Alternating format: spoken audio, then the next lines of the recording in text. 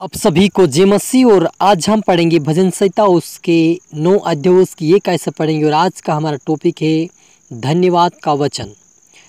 लिखा है यहाँ पर एक ऐसे, हे यहोवा परमेश्वर, मैं अपने पूर्ण मन से तेरा धन्यवाद करूँगा। मैं तेरे सब आश्चर्य कर्मों का वर्णन करूँगा। मैं तेरे कारण आनंदित और प्रफुल्लित होऊंगा। हे परम प्रधान, मैं तेरे नाम का भजन गाऊंगा। हालेलुया। हम प्रार्थना करें। धन्यवाद मेरे ईश्वर राजा, प्यारे पिता परमेश्वर, आज के वचन, आज के कलाम से मेरे पिता हर एक से बातचीत कर मेरे पिता। आज का वचन प्रभु जी हर की जीवन 100 गुना फलाए प्रभु जी। और आज का वचन सुनकर आपके बेटा बेटी पिता परमेश्वर हर प्रकार की समस्या से बाहर है मेरे पिता। और यह हरि का मन और विश्वास में बढ़ने पाए और पवित्रता में बढ़कर आपके राज्य की वारिस बने पिता। और इनके जीवन में हर एक प्रकार की समस्या दूर होने पाए और प्रफुल्लित होकर तेरे राज्य में प्रवेश करे। ऐसा तो परमेश्वर पिता हरि को आशीषित कर। खुदा ने यीशु मसीह मदद और सहायता कर। पवित्र आत्मा और यीशु मसीह सब आत्मा सौंपते आप मेरे मुख से होकर बोले। पवित्र आत्मा मदद और सहायता कर। ये प्रार्थना दुआ यीशु तेरे मीठे मधुर नाम से मांगते हैं, आमीन। तो मेरा जी जो यहाँ पर हमने पढ़ा भजन संहिता उसके 9 अध्याय उसकी 21 से कि हे यहोवा परमेश्वर, मैं अपने पूर्ण मन से तेरा धन्यवाद करूँगा। मैं तेरे सब आश्चर्य कर्मों का वर्णन करूँगा और मैं तेरे कारण आनंदित और प्रफुल्लित होऊंगा। हे परम प्रधान, मैं तेरे नाम का भजन गाऊंगा। जब मेरे शत्रु पीछे हटते हैं तो वे तेरे सामने ठोकर खाकर नष्ट हो जाते हैं, क्योंकि तूने मेरा न्याय और मुकदमा चुकाया है। तूने सिंहासन पर विराजमान होकर धर्म से न्याय किया। तूने जाति जाति को छिड़का और दुष्ट को नष्ट किया है। तूने उनका नाम अनंत काल के लिए मिटा दिया है। हालेलुया। मेरे अजीजों, यहाँ पर दाऊद राजा कहता है कि मैं यहोवा का पूर्ण मन से धन्यवाद करूँगा और मैं तेरे आश्चर्य कर्मों का वर्णन करूँगा। और वह कहता कि मैं प्रफुल्लित होऊंगा और आनंदित रहूँगा, क्योंकि यहोवा मेरा परम प्रधान परमेश्वर, उसका मैं भजन गाऊंगा। क्योंकि जब मेरे शत्रु पीछे हटते हैं तो वे सामने ठुकरा कर नष्ट हो जाते हैं। सच मेरे अजीज, जब हम परमेश्वर यहोवा का धन्यवाद देते हैं, पूरे मन से उसके ऊपर विश्वास करते हैं, उसका धन्यवाद देते हैं, उसकी आराधना उसकी भक्ति करते हैं, तो हमारे जो शत्रु होता है वह नष्ट होता है और वह लज्जित होता है, क्योंकि वो हमारी ओर से परमेश्वर लड़ता है। हालेलुया।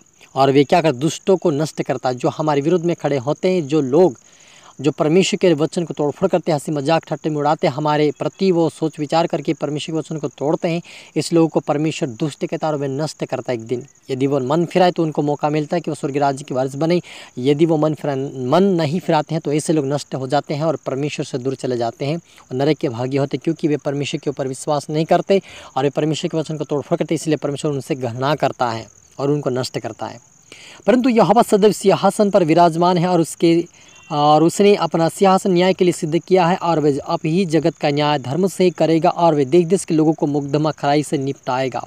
सच मेरे जो हमारा परमेश्वर विराजमान है सिंहासन के ऊपर और वह जगत का धर्म से न्याय करेगा और वे देश के लोगों को मुकदमा खराई से निपटाएगा।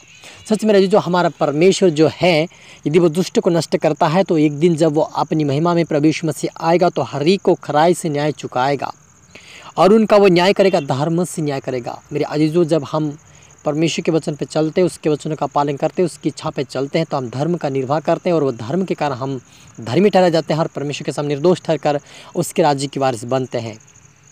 लेकिन जो जैसा कर्म करेगा उसके अनुसार उनका प्रतिफल परमेश्वर एक दिन जब न्याय करेगा हर एक को प्रतिफल देगा। इसलिए यहाँ पर मुझे परमेश्वर के डर और भय में चले, उसके ऊपर विश्वास करे, क्योंकि यीशु मसीह मत्ती सुसमाचार के अंदर वह कहता है कि जो पृथ्वी पे बंधेगा वो स्वर्ग में बंधेगा और जो पृथ्वी पे खोलेगा वो स्वर्ग में खोलेगा। इसलिए यहाँ पर मुझे जो प्रभु ने वचन दिया है तो हमें पवित्रता का जीवन बांधना है, प्रार्थना का जीवन बांधना है।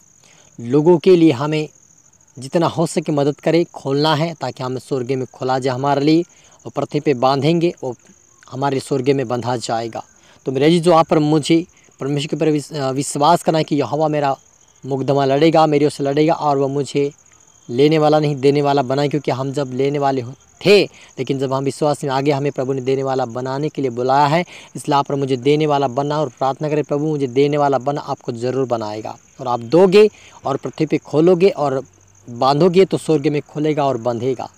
हालेलुया। इसलिए आप पर मुझे धार्मिकता का जीवन जीना है, एक दूसरे के लिए मददगार बनना है, एक दूसरे को मदद करना है, एक दूसरे को उठाना है, एक दूसरे को बढ़ाना है, एक दूसरे के लिए प्रार्थना करें ताकि वो आशीष पाकर परमेश्वर के राज्य में प्रवेश करें। ताकि हम दूसरों के लिए जब प्रार्थना करते हैं तो वो आशीष हमारे जीवन में आती। मेरे जीजों, यदि हम दूसरे लोग पाप का जीवन जी रहे उनके लिए प्रार्थना करें कि प्रभु वो भी बदले, एक दिन वो बदले चाहेंगे, प्रार्थना सुनकर परमेश्वर हमें उत्तर देगा तो उसका प्रतिफल भी हमें स्वर्गीय राज्य में मिलेगा।